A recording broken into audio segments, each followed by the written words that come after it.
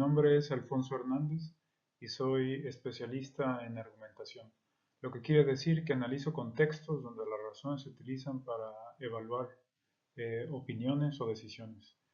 Me gustaría comenzar dándole las gracias al doctor José Manuel Rodríguez Chagoya y al doctor Guillermo Loyo por la invitación por una parte y por la ayuda que me han brindado. El tema de mi presentación es uso de la inteligencia artificial en la práctica médica, procesos de justificación y criterios de validez en la investigación. Me gustaría comenzar dándoles un panorama de lo que voy a hablar en esta presentación y voy a comenzar haciendo una serie de calificaciones conceptuales, qué es la justificación, qué se entiende por argumentación y cómo los sistemas de inteligencia artificial pueden impactar estos procesos. Posteriormente voy a hablar un poco más en detalle de los procesos de justificación en la práctica médica. A partir de ello voy a hablar de criterios de validez y sistemas de inteligencia artificial. Y por último voy a dar unos puntos de reflexión en forma de preguntas y respuestas, dado que no voy a poder participar con el foro de expertos. Pero espero que estas preguntas puedan servir o ayudar de algún modo. Pues bien, permítanme comenzar diciendo qué significa argumentar. Argumentar es presentar razones para mostrar la validez de una afirmación en un contexto de discusión. Esta definición es bastante simple, pero hay algunos puntos que me gustaría clarificar. Por una parte, ¿qué es una afirmación? Una afirmación es una proposición que alguien tiene con respecto a una situación o un tema en particular. Por ejemplo, que un paciente tiene una condición determinada. Por otra parte, para hablar de propiamente argumentación se tienen que presentar razones. Las razones son un conjunto de información que se presenta para dar justificación a la afirmación, que también se pueden referir a ella como conclusión. Ahora bien, un punto que generalmente no se conoce pero que es crucial es el contexto de discusión. Y es importante porque para argumentar se necesita de tener un contexto preciso que llamamos que es un contexto de discusión o de discusión crítica. Y sus características es que alguien cuestiona la proposición en juego, es decir, que no es suficiente que alguien tenga una opinión, sino que esa opinión tiene que ser confrontada o puesta en duda por alguien más. El segundo punto es que es posible evaluar la información que se presenta como razones y por último, que efectivamente hay un proceso de evaluación. Es solo en este contexto que se puede hablar de justificación porque se muestra la validez de la conclusión en vista del proceso de evaluación que consiste no en otra cosa sino en la discusión de los argumentos. El contexto de discusión es importante porque sin él no hay justificación. Y esto es así porque el contexto de discusión es lo que nos permite establecer o aplicar criterios de validez. Y esto es importante porque el criterio de validez es lo que nos ayuda a determinar si un argumento es adecuado o no. La justificación varía en la medida en que se satisfacen los criterios de validez. En algunas discusiones se puede decir que los argumentos son contundentes simplemente porque el criterio de validez nos dice que es la única manera en que las cosas pueden ser. Estoy pensando, por ejemplo, en contextos de lógica, pero en la mayoría de las discusiones, tanto cotidianas como especializadas, como en el ámbito de la nefrología, los criterios de validez se satisfacen en cierta medida y es en esa medida en la que los argumentos son adecuadamente justificados o no. Y solo en este caso las afirmaciones se pueden tener por defendidas o no. Es importante mencionar que la información en la práctica médica se puede manejar de distintas maneras. Y dependiendo de cómo se maneja es lo que va a surgir en el contexto de una discusión. Por ejemplo, si piensan en lo que sucede en un diagnóstico, básicamente un médico parte de un conjunto de información para llegar a una conclusión. Esto es lo que se conoce como un razonamiento. Es un razonamiento porque es algo que sucede únicamente a nivel cognitivo. Los razonamientos son privados, no los podemos revisar. La única forma en la que los podemos revisar es cuando los externalizamos. Y una de las formas en las que se puede externalizar un razonamiento, por ejemplo, es en el contexto de una consulta médica, cuando el paciente habla con el médico. Y en este sentido es un proceso inverso, porque lo que se tiene que explicar es la conclusión y lo que se utiliza para darle la explicación es el conjunto de información. Es decir, que es un proceso inverso, se podría decir. Y por último, otro contexto es el de la discusión entre expertos o colegas o en la investigación científica. Y es en este proceso donde se habla una vez más de justificación, porque ciertas razones se presentan como justificación para una conclusión. Eh, es importante decir que tanto los razonamientos como las explicaciones solo se pueden evaluar a través de la argumentación. Y es por ello que es importante que cuando se presenta algo como una razón, se tiene que dar en el contexto de una discusión crítica, porque solo así es como podemos evaluar dichos fenómenos. Hago las distinciones entre razonamiento, justificación y explicación porque la llegada de la inteligencia artificial hacen reflexionar sus capacidades para realizar dichas actividades.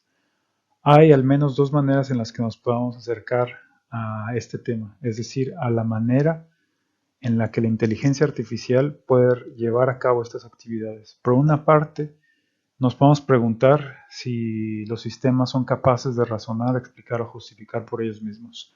La otra manera, que es la que yo les voy a proponer, es cómo y en qué medida los sistemas de inteligencia artificial modifican nuestra manera de razonar, explicar y justificar.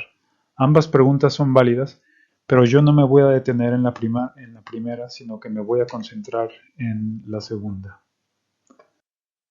Para entender la influencia de los sistemas de inteligencia artificial en nuestra práctica, es necesario entender cómo funcionan. Yo no pienso darles una explicación detallada a nivel técnico de cómo funciona, pero creo que es importante que tengamos algunas cosas en claro. Lo primero es que el tipo de sistemas como los que actualmente se llaman de inteligencia artificial son un tipo de inteligencia artificial que se llama Large Language Models y son todos los sistemas como ChatGPT-3, DeepSeek, Gemini, etcétera.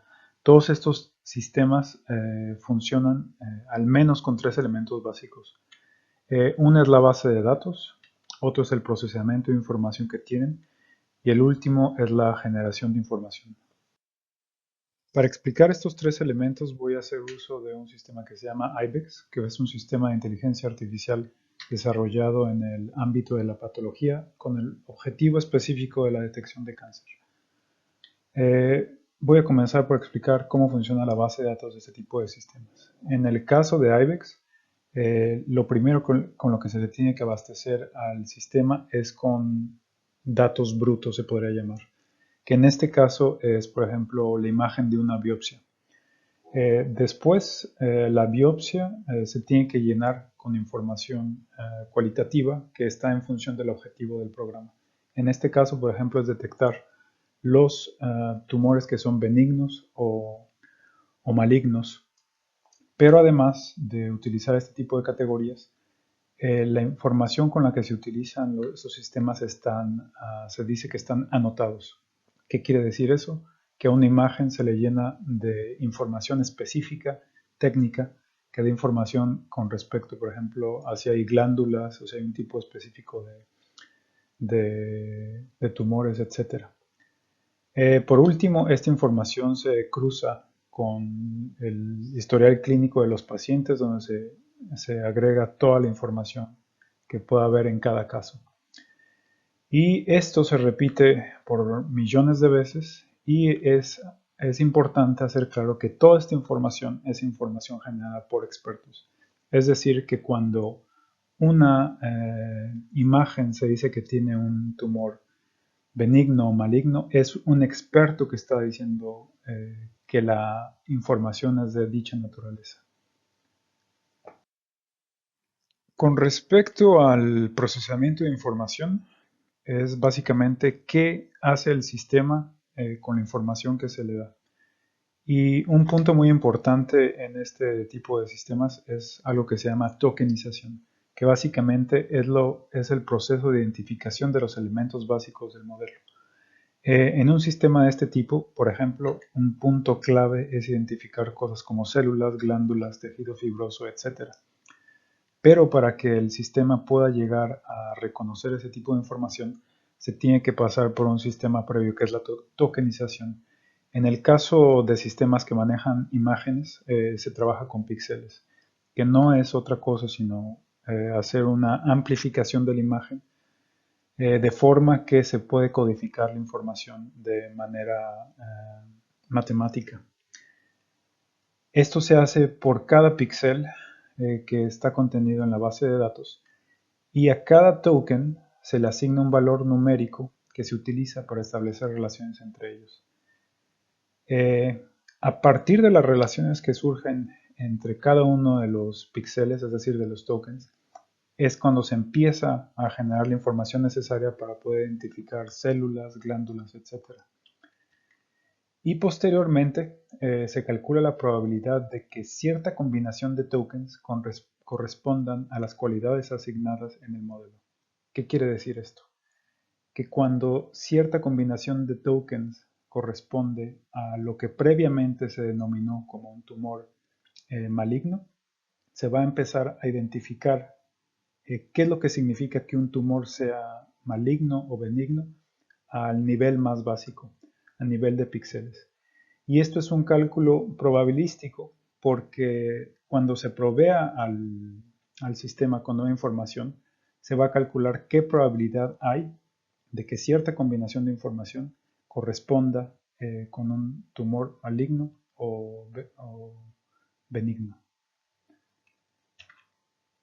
Una vez que se tiene este tipo de información, se pueden relacionar todos los píxeles que hay en la información para generar toda la información que estaba contenida en la base de datos. Y ahora llegamos al último punto, que es la generación de información. Cuando el sistema ya ha pasado por el proceso de aprendizaje, es decir, que aprende a reconocer toda la información contenida en la base de datos a partir de los píxeles, es que después se puede generar información. ¿Y cómo funciona en el caso específico de IBEX? Bueno, lo primero que se tiene que entender es que se le da una imagen al programa y después este es el resultado que da el programa, que es una sobreposición de imágenes donde las partes rojas identifican lo que sería un cáncer y las partes de color azul donde no hay cáncer. Pero que sería probablemente importante de observar según el sistema. La detección de cáncer con el sistema IBEX tiene una certeza de 99% para detectar cáncer. La información que dan no solo es cualitativa sería que es positivo o negativo, sino que inclusive el sistema es capaz de dar información con respecto al tipo de cáncer de que se trata. También da información cuantitativa, por ejemplo, el conteo celular que hay en una biopsia y inclusive es capaz de dar sugerencias, por ejemplo, como el tratamiento o si es necesario llevar a cabo estudios adicionales. Cuando observamos un sistema como IBEX, que es tan potente, se podría decir, surge la pregunta de qué prácticas pueden ser asistidas por la inteligencia artificial. Y creo que la respuesta a esta pregunta es cualquier práctica, sea médica o no médica, donde la interpretación de datos sea relevante. En el caso de la nefrología, ustedes tienen que detectar cuáles son las prácticas específicas donde una interpretación de datos les podría servir o que ustedes necesitan llevar a cabo para detectar más o menos en qué ámbitos podría llegar la inteligencia artificial, a hacerles de ayuda. Otra pregunta es, ¿de qué depende la fiabilidad de los sistemas de inteligencia artificial? Y hay dos elementos para esta pregunta. La primera es la base de datos que se utiliza y la segunda es la interacción entre el sistema y los usuarios.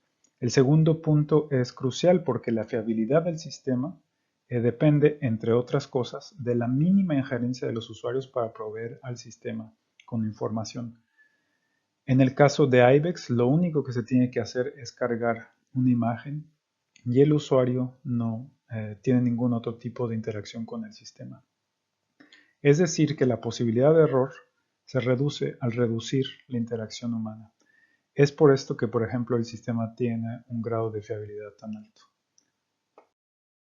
Ahora me gustaría hacer una comparación entre un sistema especializado como IBEX con otros sistemas de inteligencia artificial. Pero para hacer esta comparación me gustaría resaltar algunos elementos como son el grado de fiabilidad que nos proveen y la manera en la que podemos evaluar dicho resultado. En el caso de IBEX, el grado de fiabilidad que tiene es superior al 98%. El criterio de validez que se utiliza para determinar esta información es la capacidad del sistema para detectar cáncer, por un lado, y por otro lado la ausencia de falsos positivos. Y el modo de evaluación, el método de evaluación que tenemos para saber que efectivamente el sistema de inteligencia artificial tiene este grado de fiabilidad es porque el resultado que nos muestra coincide en el 98% de los casos con la opinión de los expertos. Es decir, que sabemos que tiene tal grado de fiabilidad a partir de los dos criterios porque se hace una confrontación, una comparación con el resultado que podrían proveer unos expertos en el tema. Ahora bien, ¿cómo sucede en otros sistemas de inteligencia artificial? Voy a comenzar por el método de evaluación. El método de evaluación en este caso no es la confrontación con expertos, sino la confrontación con usuarios. Este es un punto importante, pero cabe decir que en ambos casos es una persona, un ser humano, quien determina la información. En el caso del criterio de validez se utiliza la coherencia intertextual y contextual y la relevancia tópica. Y por último, reglas semánticas y sintácticas. Y tiene un grado de fiabilidad del 98%. Me imagino que cuando digo que tiene un grado de fiabilidad del 98%, va a haber muchas personas que van a pensar que esto está equivocado y que es una locura. Pero en realidad no es así. Se puede pensar que fenómenos como las alucinaciones, la información falsa y la manipulación de contenido es un problema de este tipo de tecnologías, pero en realidad dichos problemas no son limitaciones del sistema, sino son confusiones con respecto a lo que los sistemas hacen, que es generar contenido. Creo que es más útil concebir ese tipo de sistemas como un perico con asteroides porque tiene una enorme capacidad de generar contenido. Su capacidad de generar contenido es tan grande y tan, digamos, efectiva que da inclusive la percepción de que provee información correcta, pero esto es un error, porque lo único que tiene que generar es contenido. Un error del sistema sería generar, por ejemplo, respuestas gramaticalmente incorrectas o irrelevantes según el comando que se les da. Y por eso yo digo que cuando se dice que los sistemas tienen alucinaciones, creo que más bien las alucinaciones están de parte de los usuarios. Me gustaría hablar ahora de los procesos de justificación en la práctica médica, y hay al menos tres ámbitos donde los médicos se ven la necesidad de presentar argumentos y proveer de justificaciones a otras personas. En el primer campo es el de la enseñanza. Y creo que la reflexión que tenemos que tener de cómo impactan las tecnologías en el campo de la enseñanza es muy claro, porque creo que ahora no es suficiente verificar que los estudiantes tengan la información correcta. Porque si bien es cierto que la inteligencia artificial va a agilizar muchos procesos y mejorar la organización, ahora se corre el riesgo de que los estudiantes tengan acceso a información correcta, pero que no sean capaces de justificar dicha información. Es por eso que creo que el énfasis que se tiene que tener con respecto al ámbito educativo es que nos tenemos que asegurar que los estudiantes sean capaces de proveer justificaciones con respecto a la información con y sin la ayuda de la inteligencia artificial. El segundo ámbito es en la consulta, que tiene como objetivo dar diagnósticos apropiados. Generalmente esto se lleva a cabo a través de pruebas clínicas, exploraciones, desenlace de los pacientes, etc. El arribo de la inteligencia artificial ahora, como creo que quedó relativamente claro en el caso de IDEX, es que nos va a generar diagnósticos más precisos. El problema, también como mencioné antes, es que el uso de los sistemas no garantiza que vaya a haber confusiones con respecto a lo que hacen, lo que pueden hacer y lo que no pueden hacer por nosotros. En el caso de la consulta hay un riesgo de que haya desinformación por mal uso de la tecnología, tanto de los médicos como de los pacientes. Y uno de los efectos que va a haber es que, por una parte, los médicos creo que van a poder justificar sus diagnósticos a través del uso de la inteligencia artificial, pero va a haber un gran problema en los casos en que el médico tenga una opinión distinta al sistema, porque en ese caso, el médico o la persona que esté encargada de dar el diagnóstico tiene que justificar cualquier discrepancia que exista entre su opinión y el resultado del sistema experto. Esto va a ser difícil, pero creo que va a ser muy, muy importante para poder mantener, digamos que de la forma más sana el uso de este tipo de tecnologías. Y por último está el tema de la investigación, que tiene como objetivo la generación de conocimiento científico y avance tecnológico. El método de evaluación tradicional de este campo de justificación o procesos de justificación son la discusión de los artículos en el peer review de los journals. La influencia de la inteligencia artificial es clara, creo, porque nos ayuda a la edición de textos, democratización de herramientas estadísticas, organización de datos, etc. Pero corremos ahora el riesgo de que haya plagio, ya sea deliberado o no, redundancia de contenidos e inclusive la trivialización de la investigación.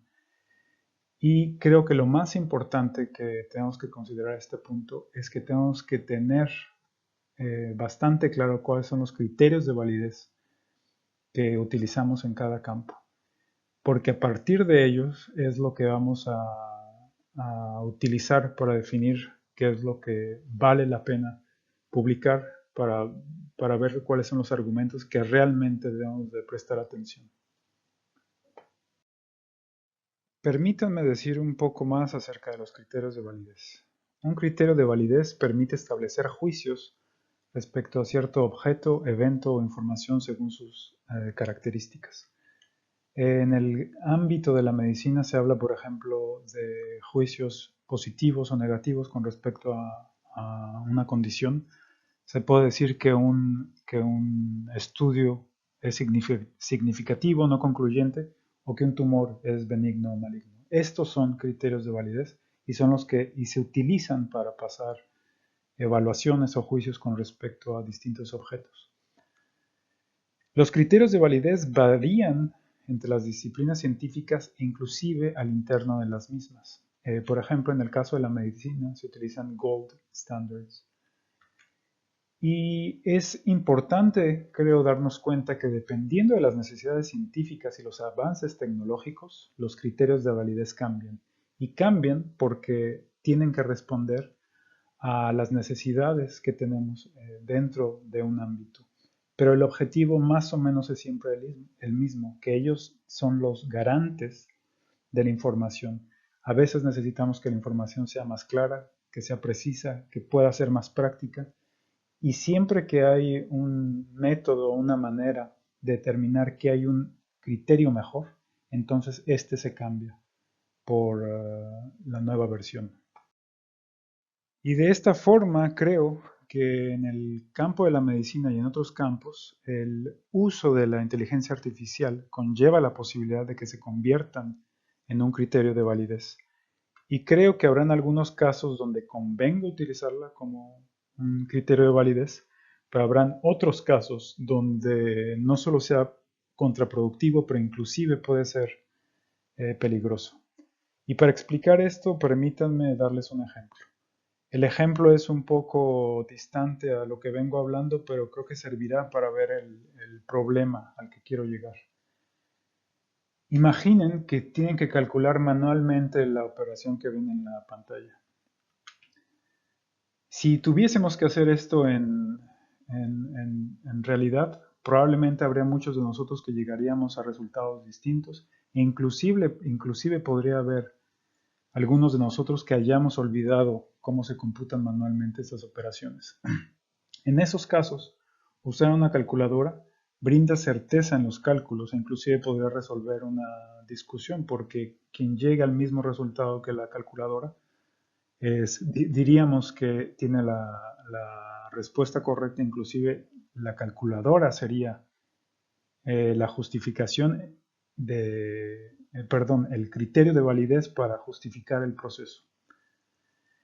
Pero es importante darnos cuenta que el uso de una calculadora conlleva a delegar una parte de nuestro razonamiento matemático. Es decir, que cuando nosotros decidimos utilizar una calculadora, estamos delegando una facultad cognitiva, en este caso matemática. Y creo que delegar nuestro razonamiento puede ser bastante eficiente, pero implica limitar nuestras habilidades hasta cierto punto. Creo que olvidar el cómputo de ciertas operaciones matemáticas no es un problema en sí mismo, siempre y cuando conservemos la capacidad de razonamiento matemático. Pero la pregunta que surge es, ¿hasta qué punto nuestro razonamiento matemático depende de la habilidad de resolver operaciones matemáticas? Ahora, ¿por qué digo este tema del razonamiento matemático? Porque en el caso de la calculadora yo creo que a ninguno de nosotros nos limita la capacidad de pensar matemáticamente si utilizamos una calculadora. Pero en el tema de la inteligencia artificial es algo diferente, creo yo, porque estamos teniendo acceso a una tecnología que nos va a dar explicaciones, justificaciones y que inclusive va a guiar nuestro razonamiento. Y es decir, que cada vez que utilicemos un sistema de inteligencia artificial, vamos a delegar a ella un tipo de nuestra capacidad. Es decir, que vamos a delegar nuestro razonamiento hasta cierto punto. El uso generalizado de la inteligencia artificial es irremediable y es inminente que modifique nuestra experiencia cognitiva. Es decir, que cuando nos veamos en una situación en la que podamos o debamos razonar, justificar o explicar algo, si hacemos uso de la inteligencia artificial, vamos a delegar nuestras capacidades. Y el punto que tenemos que tener en claro es qué funciones cognitivas le estamos delegando y por qué lo hacemos. Esto es importante porque creo que uno de los riesgos más grandes de la inteligencia artificial es utilizarla de manera indiscriminada como criterio de validez. ¿Y por qué es esto peligroso? Simplemente porque no está diseñada para ello. Creo que la inteligencia artificial nos puede decir con enorme certidumbre si un paciente tiene cierta enfermedad, pero es incompetente para decirnos qué debe considerarse como criterio de verdad. Es decir, nunca nos va a decir si un método para arribar a una conclusión es el mejor método, simplemente es un camino para hacerlo. Y por último, me gustaría concluir con algunos puntos de reflexión que los hago en forma de preguntas y respuestas. La primera pregunta es, ¿la llegada de la inteligencia artificial pone en riesgo el trabajo de los médicos? Creo que la respuesta es no, porque las compañías informáticas no quieren adquirir un elemento básico de la práctica médica, que es responsabilidad. Y de este punto de vista creo que su trabajo seguirá continuando por mucho tiempo. Otra pregunta es, ¿qué medidas debemos tomar por la llegada de la inteligencia artificial? Y creo que hay dos puntos importantes. Uno es tomar conciencia del valor científico y económico que está contenido en nuestras bases de datos, porque los sistemas expertos solo son posibles gracias a ese tipo de información. Y el segundo es mejorar los métodos de recolección de datos y proteger dicha información. Y por último, hay algo en que los expertos sean mejor que la inteligencia artificial, y creo que al menos hay dos cosas. Por una parte, identificar puntos claves de investigación y su capacidad creativa. Y creo que estas son las cualidades que debemos de seguir fomentando.